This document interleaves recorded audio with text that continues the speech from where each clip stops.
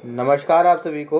आज की क्लास में हम संयुक्त राष्ट्र संगठन के एक महत्वपूर्ण अंग के बारे में पढ़ेंगे, अंतर्राष्ट्रीय न्यायालय के बारे में। जैसा कि हमने लास्ट क्लास में महासभा के बारे में पढ़ा, सुरक्षा परिषद के बारे में पढ़ा था, सचिवालय के बारे में पढ़ा था, ठीक है। और आज की क्लास में पढ़ रहे हैं अंतर्राष्ट्रीय न्यायालय के बारे में।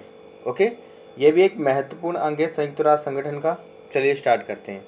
जैसा कि नाम से ही दिख रहा है कि क्या लिखा है, अंतर्राष्ट्रीय न्यायालय, ठीक है। न्यायालय का तो मतलब होता है सबको न्याय देने का काम, लेकिन यहाँ पर एक वर्ड अटैच हो गया, वो है अंतर्राष्ट्रीय न्यायालय, जिसका मतलब होता है जो न्याय दिया जाएगा यहाँ पर वो किसी देश के नागरिक को नहीं दिया जाएगा, बल्कि पूरे विश्व के जो देश हैं उन सभी नागरिकों को यहाँ पर न्याय दिया जाएगा, ठीक है।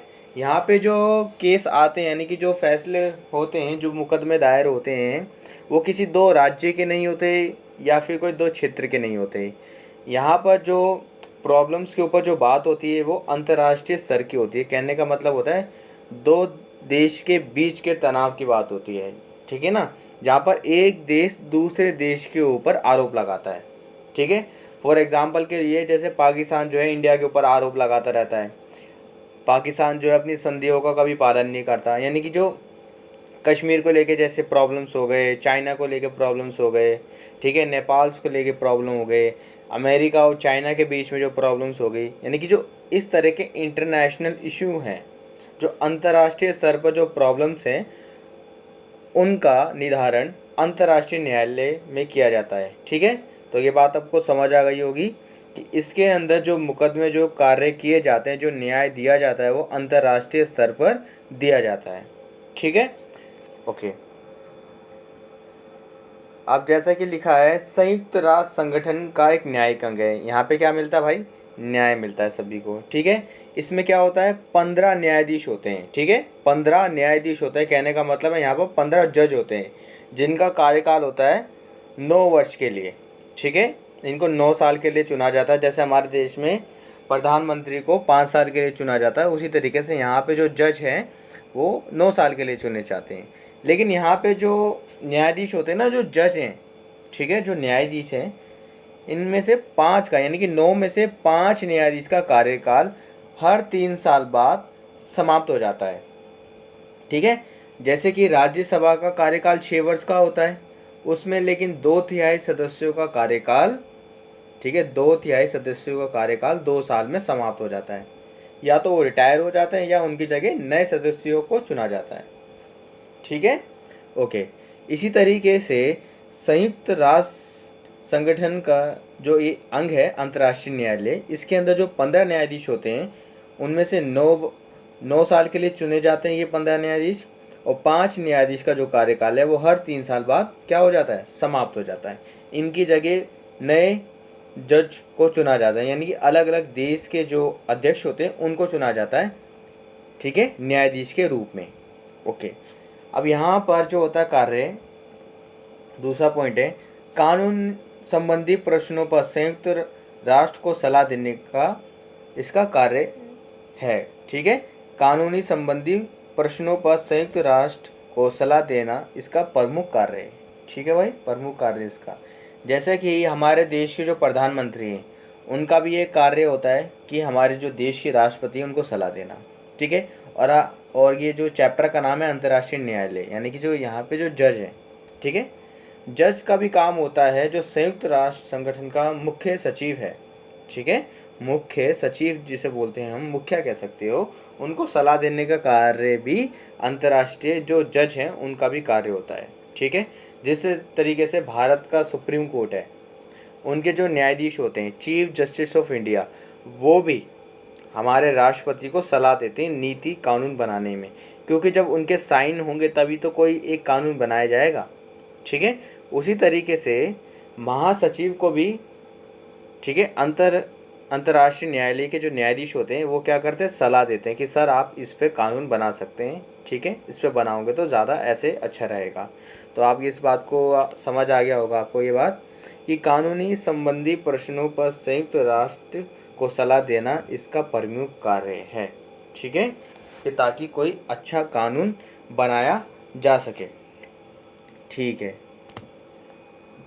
अब हम बात करते हैं अंतर्राष्ट्रीय न्यायालय।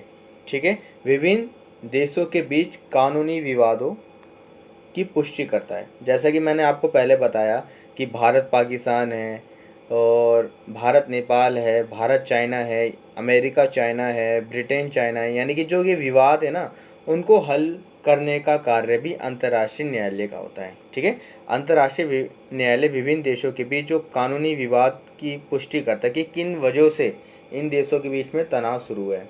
ठीक है, जैसे कि भारत का पाकिस्तान के साथ, चाइना के साथ जो बॉर्डर की लड़ाई ज़्यादा होती है, कश्मीर पे कोई कब्जा कौन करने की कोशिश करता है, उसी तरीके से चाइना जो है कब्जा करने की कोशिश करता है भारत की ज़मीन पर।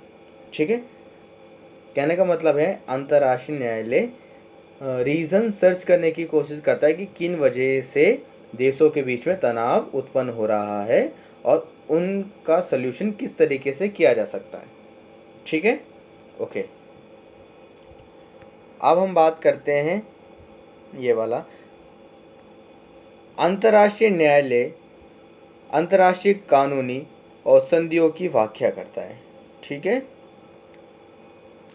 कि जो अंतर्राष्ट्रीय स्तर पर कौन से कानून बनाए गए हैं, कौन से संधियाँ बनाई गई हैं, उनकी भी ये व्याख्या करता है। ठीक है, कैसे, जैसे हमारे देश में सुप्रीम कोर्ट होते हैं, वो हर किसी के मौलिक अधिकार को भी बताते हैं, मौलिक अधिकार क्या हैं। ठीक है, किस अधिकार यानी कि सरकार क्या कार्य कर सकती है, क्या नहीं कर सकती है, एक व्यक्ति के क्या अधिकार है, क्या नहीं है। ठीक है, इन सब की पुष्टि सुप्रीम कोर्ट करता है, जैसे हमारे देश की अदालतें करती हैं। उसी तरीके से अंतर्राष्ट्रीय न्यायालय जो है अंतर्राष्ट्रीय कानूनी और संधियों की भी व्याख्या करता है। ठीक है, कौन से रूल्स और नियम बनाए गए हैं देशों के बीच में, और कौन से एग्रीमेंट करे गए हैं देशों के बीच में, कि ताकि कोई भी देश जो है उल्लंघन ना कर सके। ठीक है, ओके। तो ये तो ख़त्म हो गया अंतर्राष्ट्रीय न्यायालय। ठीक है, कोई ज़्यादा हार्ड नहीं है, सीधा सा मतलब है। मैं दोबारा समझाता हूँ आपको। ओके, अंतर्राष्ट्रीय न्यायालय का मतलब होता है अंतर्राष्ट्रीय स्तर पर सभी देशों को न्याय देना। ठीक है, संयुक्त राष्ट्र संगठन का एक न्यायिक अंग है। न्यायिक अंग का मतलब होता है सबको न्याय देना, जो कि एक संयुक्त राष्ट्र संगठन का एक महत्वपूर्ण अंग है, कह सकते हो अदालत है ये वहाँ की। इसमें 15 न्यायाधीश होते हैं। ठीक है, इसमें जो है 15 न्यायाधीश होते हैं। ठीक है, ओके। इनका जो कार्यकाल होता है वो 9 वर्ष के लिए होता है। ठीक है, 15 में से जो 5 न्यायाधीश का जो कार्यकाल होता है वो हर 3 साल बाद समाप्त हो जाता है। इनके जगह नए न्यायाधीश को चुना जाता है। ठीक है, ओके। अब है कानूनी संबंधी प्रश्नों पर संयुक्त राष्ट्र को सलाह देने का इसका प्रमुख कार्य है। जैसे कि हमारे देश में चीफ जस्टिस ऑफ इंडिया यानी कि सुप्रीम कोर्ट के जो जज होते हैं वो भी राष्ट्रपति को सलाह देते हैं कि ये कानून अच्छा है, ये नीति अच्छी है, आपको इस पर ध्यान देना चाहिए, इसको लागू करना चाहिए, ये नीति सही नहीं है, इसको लागू नहीं करना चाहिए भी। ठीक है, समय के अनुसार कोई भी ऐसी नीति हो सकती है। ओके, चलो ठीक है। अब है अंतर्राष्ट्रीय न्यायालय विभिन्न देशों के बीच कानूनी विवादों की पुष्टि करता है। कहने का मतलब है ऐसे रीज़न सर्च करे जाते हैं किन की वजह से दो देशों के बीच में तनाव की स्थिति उत्पन्न हो गई है। ठीक है, लड़ाई झगड़े क्रिएट हो रहे हैं। अब है अंतर्राष्ट्रीय न्यायालय अंतर्राष्ट्रीय कानूनी संधियों की भी व्याख्या करता है। ठीक है, कौन से ऐसे नियम या संधि एग्रीमेंट बनाए गए हैं जिनके बीच में दो देशों के बीच एग्रीमेंट हो रखा है कि उनको उनकी अवहेलना, ठीक है, उन नियमों को कोई तोड़ ना सके। ठीक है भाई, ओके, चलो ठीक है। तो आपको समझ आ गया होगा अंतर्राष्ट्रीय न्यायालय क्या है। अब हम पढ़ते हैं न्याय सीता परिषद या संरक्षण परिषद। देखो, ये भी संयुक्त राष्ट्र संगठन का एक महत्वपूर्ण अंग था, है नहीं, अब था। ठीक है, ओके। इसका सीधा सा रीज़न समझो सिंपल लैंग्वेज में, ये एक ऐसी संस्था थी, ठीक है, या ये ऐसी परिषद थी इसके अंदर ये बोला गया था जो 5 स्थायी सदस्य देश हैं। ठीक है, 5 स्थायी सदस्य देश हैं, जैसे कि अमेरिका, चाइना, रूस, रशिया और फ्रांस। ठीक है, ओ ये तो वही हो गया, जैसे अमेरिका, चाइना, रूस, फ्रांस और अमेरिका। ठीक है, ये 5 देश हो गए। ठीक है, ये 5 देश इसके अंदर जो स्थायी सदस्य देश हैं उन्होंने बनाया था। यह परिषद संयुक्त राष्ट्र संगठन का एक अंग है। यह परिषद अपने अधीन दिए गए देशों को इस योग्य बनाने का प्रयास करती है कि वह अपना शासन खुद चला सके। ठीक है, अब इसका देखो सिंपल सी लैंग्वेज यही बोला जा रहा है कि भाई कोई ऐसा देश जो अपने देश में शासन नहीं चला पा रहा या शासन व्यवस्था नहीं बना पा रहा, ठीक है, तो ये 5 देश क्या करेंगे, उसको हेल्प करेंगे। ठीक है, ये जो 5 देश हैं उसको हेल्प करेंगे अपने देश में शासन नीति बना सके, नियम बना सके और ये लागू कर सके। देखो इसका इनडायरेक्टली मतलब ये हो रहा है कि जो देश है ना अपने देश में शासन नहीं चला पा रहा, उसकी शासन की पावर अन्य देशों को दी जा रही है। जो अन्य देश जो हैं, चाहे वो अमेरिका हो सकता है, वो चाइना भी हो सकता है, वो रूस भी हो सकता है, वो फ्रांस भी हो सकता है, वो ब्रिटेन भी हो सकता है। ठीक है, अब पूरा नाम याद आ गया, भूल गया था, सॉरी, कभी कभी हो जाता है यार। ठीक है, तो ये है अमेरिका, फ्रांस, ब्रिटेन, रूस और चाइना। ओके, ये 5 देश हैं। तो एक तरह से इन 5 देशों में से किसी एक के पास भी क्या है, वो देश, वो जो पावर है वो जा सकती है, और कोई भी देश उस देश को शायद गुलाम भी बना सकता है भविष्य में। ठीक है, या इस तरह के नियम वहाँ पे लागू करवा सकता है कि वो आज़ाद सिर्फ नाम का रहे, सारे नियम जो है वो देश चला रहा हो, अन्य देश जिसने नीतियाँ बनाई हैं।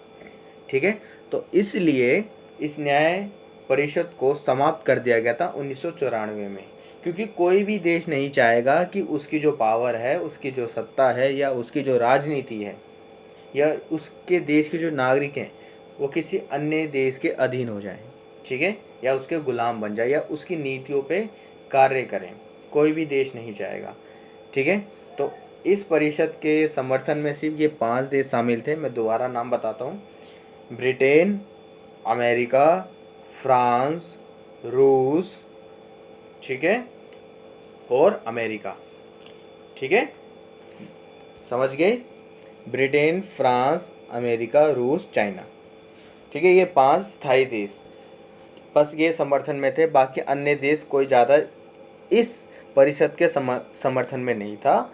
इसलिए इस परिषद को 1994 में समाप्त कर दिया गया था।